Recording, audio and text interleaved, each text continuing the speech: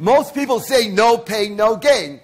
And for all those chiropractors who somehow believe that if you don't get rid of the pain, they won't come back. So they say, I'm going to first give you relief care, then I'll give you corrective care, then maintenance care. I want to let you know that's a model of death. I know it's a common thing, but it's a model of death.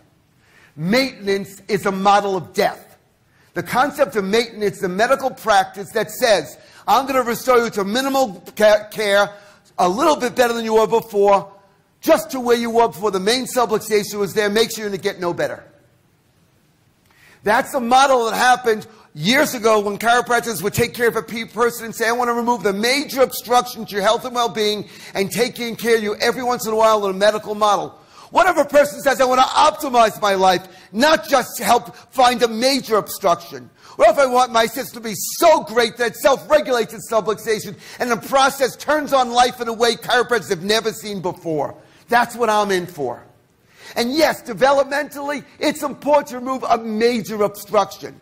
What about minor obstructions? You realize all biggest problems of life are nothing more than a small error adjustment repeated over and over. In marriage, it's not the big thing that messes you up. It's the small things repeated over and over. A small error judgment over and over creates all the big things we deal with. And another thing about pain and back. Everyone says, I have back pain. I threw my back out. What, didn't you want it? What is it that you didn't want you want to throw out? Anybody say, my aching front, I have a front problem, doc, got to look at my front? Why? Because the back spine is the back of your mind. Anything that's undigested, unassimilated, unaccepted, unexperienced, any energy that's bound up, not liberated, goes to the back of your mind, and the spine is the back of your mind. If it was in front of you, you deal with it. I like to take the wounding in the back of the mind and make it a gift right in front of them.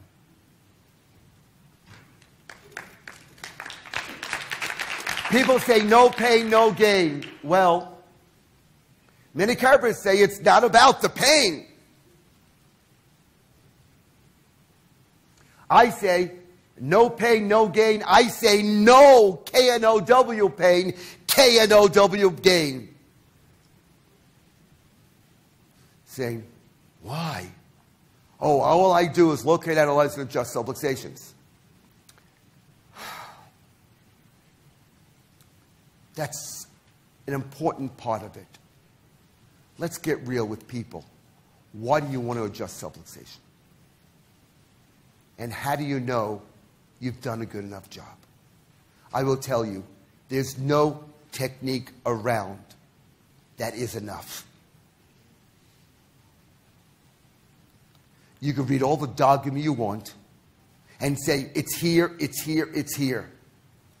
How do you know that life has been liberated?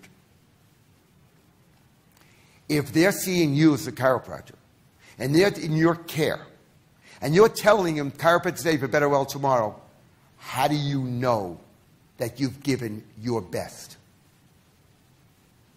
Are you sure their life is in your hands? And I think it's about time that the philosophy, the science, and art, the walk and the talk all be aligned. I think it's important for each of us to step up and say that none of us are adequate for this profession. And once we get to that level of humility, we grow from there.